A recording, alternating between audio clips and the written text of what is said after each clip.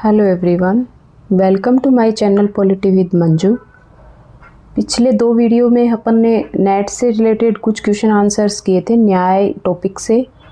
आज फिर उसी सीरीज में अपन आगे बढ़ेंगे, तो चलिए शुरू करते हैं। जॉन रॉल्स के अनुसार न्याय का पहला गुण क्या है? समानता, स्वतंत्रता, उपयोगिता, अधिकार। तो इसका आंसर होगा बी, स्वतंत्रता।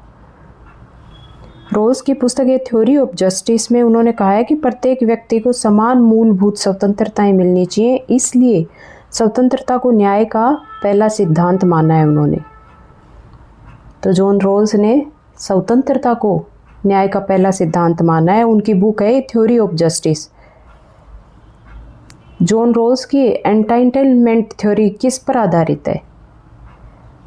रॉबर्ट नोजिक की एंटाइटलमेंट थ्योरी किस पर आधारित है? तो इसका आंसर होगा परिणाम, प्रक्रिया, समानता, उपयोगिता। तो इसका आंसर होगा बी, उपयोगिता। रॉबर्ट नोजिक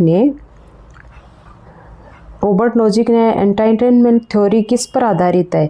ये रॉबर्ट नोजिक के अनुसार यदि संसाधन वैध तरीके से, नोजिक ने कहा है कि यदि संसाधन वैध तरीके से प्राप्त हुए हैं और वैध तरीके से यदि हस्तांतरित हुए हैं तो वितरण न्याय संगत माना जाएगा, चाहे परिणाम उसके असमान हो, यानी समाज में चाहे असमानता आए। लेकिन यदि किसने अपना पैसा न्याय संगत तरीके से अपनाया और उसका हस्तांतरण भी न्याय संगत तरीके से किया है तो वो सही माना जाएगा। तो रॉबर्ट नोजिक ने प्रक्रिया को महत्वपूर्ण माना है, ना कि परिणाम को। अरस्तु के अनुसार न्याय का कौन सा प्रकार योग्यता के अनुसार वितरण पर आधारित है? प्रतिशोधात्मक न्याय, वितरणात्मक न्याय, विधिक न्याय, सामाजिक न्याय। बताइए इसका आंसर क्या होगा? तो इसका आंसर होगा बी, वितरणात्मक न्याय। अरस्तु के अनुसार वितरणात्मक न्याय में संसाधन योग्यता मेरिट के अनुसार बांटे जाते हैं, न कि सभी को समान। तो ये मेरिट के आधार पर वितरण का सिद्धांत अरस्तु ने दिया था, ये चीज़ ध्यान रखिएगा। इससे और भी घुमा फिरा के काफ़ी क्वेश्चन बनते हैं हर बार। तो मेरिट के आधार पे संसाधनों के वितरण की बात किसने बोली थी? अरस्तु ने। जेरेमी बेंथम के अनुसार न्याय का आधार क्या है? अधिकार, उपयोगिता, समानता, स्वतंत्रता। तो इसका आंसर होगा बी, बेंथम ने उपयोगिता को महत्वपूर्ण माना था। बेंथम का सिद्धांत था greatest happiness of the greatest number, यानी जो अधिकतम लोगों को अधिकतम सुख दे वही न्याय संगत है। तो बेंथम ने बोला था कि जो अधिकतम लोगों को अधिकतम सुख दे वही चीज़ न्याय संगत है। तो इसका आंसर उपयोगिता आएगा। उन्होंने उपयोगिता से जोड़ा था इसको। जॉन स्टुअर्ट मिल ने न्याय को किससे जोड़ा था? नैतिकता और अधिकार से, शक्ति से, कानून से, समानता से। तो इसका आंसर आएगा ए। मिल ने उपयोगितावाद को सुधारते हुए कहा कि न्याय में व्यक्ति के अधिकार और नैतिकता भी महत्वपूर्ण है, सिर्फ सुख ही नहीं है। जैसे बेंथम के उपयोगितावाद को सुधारते हुए जॉन स्टुअर्ट मिल ने कहा था कि सिर्फ अधिकतम लोगों का अधिकतम सुख ही महत्वपूर्ण नहीं है, बल्कि न्याय में नैतिकता और अधिकार भी होता है। नैतिकता और अधिकार महत्वपूर्ण है, ना कि अधिकतम लोगों का अधिकतम सुख है। सिर्फ सुख को महत्वपूर्ण नहीं माना उन्होंने, जबकि बेंथम ने सुख को महत्वपूर्ण माना है। तो इसका आंसर ए आएगा। जॉन स्टुअर्ट मिल ने न्याय को नैतिकता और अधिकार से जोड़ा है। कार्ल मार्क्स के अनुसार न्याय का विचार किसका उत्पाद है? धर्म का, राज्य का, वर्ग संघर्ष का, संस्कृति का। तो इसका आंसर आएगा सी। मार्क्स के अनुसार न्याय कोई सार्वभौमिक नहीं है, बल्कि वर्गीय समाज का परिणाम है जो शासक वर्ग के हित में होता है। तो ये वर्ग संघर्ष का सिद्धांत कार्ल मार्क्स ने दिया था और उन्होंने माना था कि न्याय अमीरों के लिए है, गरीबों के लिए नहीं। डेविड ह्यूम के अनुसार न्याय किस पर निर्भर करता है? उपयोगिता और परंपरा पे, नैतिकता पे, कानून पे, समानता पे। तो इसका आंसर आएगा ए, उपयोगिता और परंपरा पे। ह्यूम ने माना था कि न्याय के नियम समाज की उपयोगिता और परंपराओं से उत्पन्न होते हैं। कांट के अनुसार, इमैनुअल कांट के अनुसार न्याय किस सिद्धांत पर आधारित है? उपयोगिता पे, कर्तव्य पे, सुख पे, समानता पे। तो बताइए क्या होगा इसका आंसर? इसका आंसर बी होगा, कर्तव्य पे। कांट के अनुसार न्याय कर्तव्य पे आधारित है। कांट के अनुसार ड्यूटी कर्तव्य और नैतिक नियमों पर आधारित है, न कि परिणाम पे। जबकि उन्होंने जबकि यहाँ देखिए बेंथम ने उपयोगिता को महत्वपूर्ण माना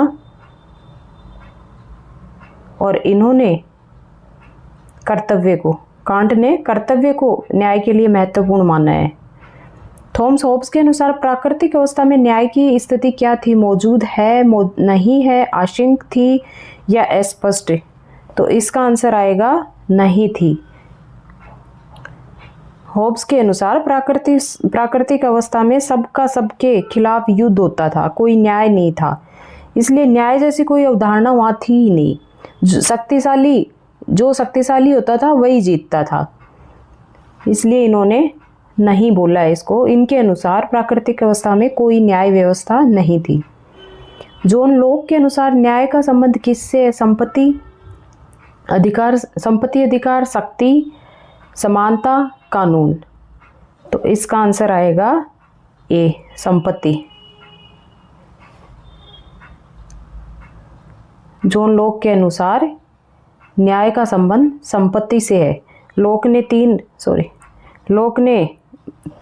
के अनुसार जीवन, स्वतंत्रता और संपत्ति ये प्राकृतिक अधिकार हैं जो अपने मूल अधिकारों में भी शामिल हैं। संपत्ति का अधिकार अब एक सामान्य कानून बना दिया गया है, जबकि स्वतंत्रता और संपत्ति, जीवन और स्वतंत्रता का अधिकार अपने मूल अधिकार 21 में दिया हुआ है। तो ये लॉक ने बताए थे 3 अधिकार। तो ये कई बार ये क्वेश्चन इस तरह से पूछ लेते हैं कि लॉक ने कौन कौन से 3 अधिकार बताए थे? जीवन, स्वतंत्रता और संपत्ति। एक दूसरा दे देंगे और उसमें पूछते हैं कि ये कौन सा नहीं है, तो ये ध्यान रखिएगा। रूसो के अनुसार असमानता और अन्याय का कारण क्या है? राज्य, निजी संपत्ति, धर्म, संस्कृति। तो बताइए, बड़ा इजी सा क्वेश्चन है। इसका आंसर होगा निजी संपत्ति। रूसो ने कहा था कि पहला व्यक्ति जिसने भूमि पर दावा किया वहीं से ये मेरी है, वहीं से असमानता और अन्याय शुरू हो जाता है।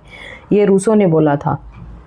अमर्त्य सेन के अनुसार न्याय का मूल्यांकन किस आधार पर होना चाहिए? संसाधनों के आधार पे, क्षमता के आधार पे, उपयोगिता के आधार पे, अधिकार के आधार पे। तो इसका आंसर आएगा बी, क्षमता के आधार पे। न्याय का सेन के अनुसार केवल संसाधन नहीं बल्कि व्यक्ति क्या कर सकता है यह असली न्याय है, यानी कैपेबिलिटी को उन्होंने महत्वपूर्ण माना था अमर्त्य सेन ने। तो इसका आंसर बी आएगा, क्षमता। माइकल सैंडल के किस न्याय सिद्धांत के आलोचक हैं? उपयोगितावाद, उदारवाद, समाजवाद, अराजकतावाद। तो इसका आंसर बी आएगा, वह उदारवाद। माइकल सैंडल उदारवाद न्याय सिद्धांत के आलोचक हैं। सैंडल ने कहा था कि उदारवाद व्यक्ति को समाज से अलग मानता है, जबकि वास्तविक उदारवाद के लिए क्योंकि व्यक्ति महत्वपूर्ण है ना कि समाज, तो उन्होंने कहा था कि उदारवाद व्यक्ति को समाज से अलग कर देता है, जबकि वास्तविक रूप में व्यक्ति समुदाय से जुड़ा हुआ है, वह समुदाय के बिना नहीं रह सकता। समुदाय और व्यक्ति अलग अलग नहीं है, जबकि उदारवाद व्यक्ति और समुदाय को अलग अलग मानता है। फ्रेडरिक हेक के अनुसार सामाजिक न्याय की अवधारणा क्या है? आवश्यक, भर्म, उपयोगी, अनिवार्य। तो इसका आंसर आएगा बी, भर्म, मिराज। हेक के अनुसार सामाजिक न्याय एक भ्रम है क्योंकि बाजार में परिणाम स्वतः बनते हैं। उन्होंने बताया कि सामाजिक न्याय बहुत मुश्किल है, मिराज है यह, क्योंकि ये बाजार में स्वतः बनते हैं, ना कि किसी के द्वारा दिया जाता है। बाजार के जो नियम हैं, बाजार की जो स्थितियां हैं, उसके अनुसार बनते हैं ये, ना कि किसी के द्वारा दिए जाते हैं। ब्रायन बेरी के अनुसार न्याय का आधार क्या होना चाहिए? निष्पक्षता, समानता, उपयोगिता, अधिकार। तो इसका आंसर आएगा ए, निष्पक्षता। बेरी ने न्याय को फेयरनेस, निष्पक्षता से जोड़ा है। सबके साथ समान नियम लागू हो, उनके अनुसार सबके साथ समान नियम लागू हो, इसलिए उन्होंने निष्पक्षता को न्याय से जोड़ा है।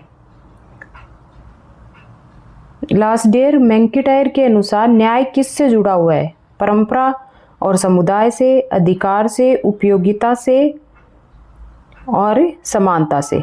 तो इसका आंसर आएगा ए, परंपरा और समुदाय से। मैंकिटायर के अनुसार न्याय को समझने के लिए समुदाय और परंपरा आवश्यक है, इसलिए उन्होंने न्याय को परंपरा और समुदाय से जोड़ा है। जब तक अपन अपनी परंपराओं को और समुदाय को ना समझेंगे तब तक न्याय का कोई मतलब नहीं है। न्याय कैसे है, कैसे प्रदान किया जाता है, सही किस मायने में है, उसके लिए पहले परंपरा और समुदाय को समझना पड़ेगा। नैन्सी फ्रेजर के अनुसार न्याय के कितने आयाम हैं? 2, 3, 4, 5। तो इसका आंसर आएगा 3। उन्होंने न्याय के आयाम 3 बताए हैं। एक तो डिस्ट्रीब्यूशन, मान्यता, रिकॉग्नाइजेशन और प्रतिनिधित्व है। तो ये चीज़ याद रखिएगा। ये ऐसे भी दे सकते हैं कि नैन्सी फ्रेजर ने न्याय के कौन कौन से वो बताए हैं, आयाम बताए हैं, तो 3 आयाम दे देंगे, चौथा अलग दे देंगे। कौन कौन से नहीं हैं तो एक अलग दे देंगे। तो ये देख लेना, वितरण, मान्यता और प्रतिनिधित्व है। 3 आयाम बताए हैं उन्होंने, नैन्सी फ्रेजर ने न्याय के। आइरिस मेरियम यंग के अनुसार न्याय का मुख्य मुद्दा क्या है? वितरण, दमन और प्रभुत्व, समानता और अधिकार। तो इसका आंसर आएगा बी, दमन। उन्होंने यंग के अनुसार समाज में दमन और प्रभुत्व को खत्म करना ही असली न्याय है। तो समाज में दमन और प्रभुत्व को खत्म करना न्याय किसने बताया है? आइरिस मेरियम यंग ने। डेविड मिलर के अनुसार न्याय किस पर निर्भर करता है?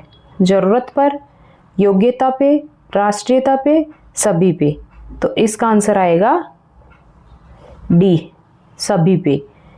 यानी डेविड मिलर ने न्याय के 3 वो बताए हैं, जरूरत, आयाम, जरूरत, योग्यता और राष्ट्रीयता।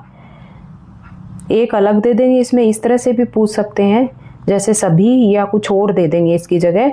तो ये 3 याद रखना, जरूरत, योग्यता और राष्ट्रीयता। ये 3 आयाम उन्होंने न्याय के बताए हैं।